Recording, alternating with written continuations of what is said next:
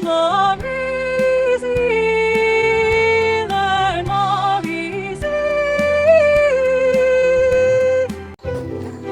పచ్చని అడవిలో చీమల పుట్ట ఉండేది.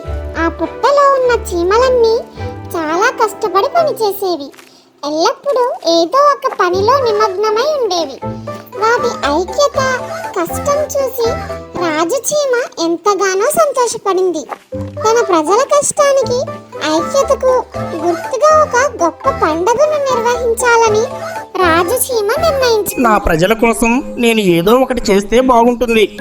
వాళ్ళని సంతోషపెట్టే విధంగా ఏదైనా పార్టీ ఇస్తే బాగుంటుంది. రాజు చీమ ప్రజలందరినీ పిలిచి, ప్రజలారా, నేను మీ ఐక్యతకు ఎంతో సంతోషించాను. మీకోసం నేను ఒక విందును ఏర్పాటు చేయాలి అనుకుంటున్నాను. ధన్యవాదాలు మహారాజా.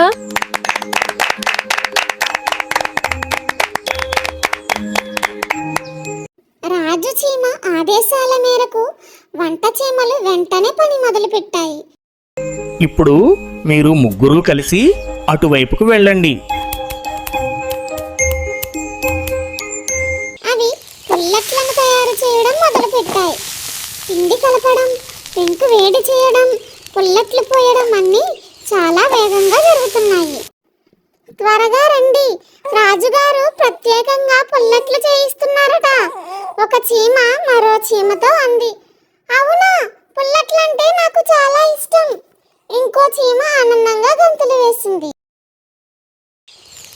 కొద్దిసేపటికే వేడి వేడి రుచికరమైన పుల్లట్లు సిద్ధమయ్యాయి.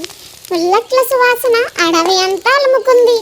చీమలన్నీ వరుసలో నిలబడి ఒక్కొక్కటిగా పుల్లట్లు తింటున్నాయి.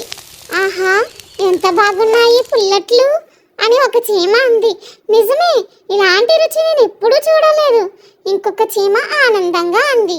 అన్ని చీమలు చాలా సంతోషంగా నవ్వుతూ మాట్లాడుకుంటూ పుల్లట్లు తింటున్నాయి. ఆ రోజున అడవిలో చీమల విందు చాలా అద్భుతంగా జరిగింది. ఈ విందు ద్వారా చీమల మధ్య ఐక్యత, సంతోషం మరింత పెరిగాయి. రాజు చీమ తన ప్రజల సంతోషాన్ని చూసి మురిసిపోయింది. ఆ తర్వాత చీమలన్నీ మరింత ఉత్సాహంగా, ఐక్యతతో తమ పనులను చేసుకున్నాయి.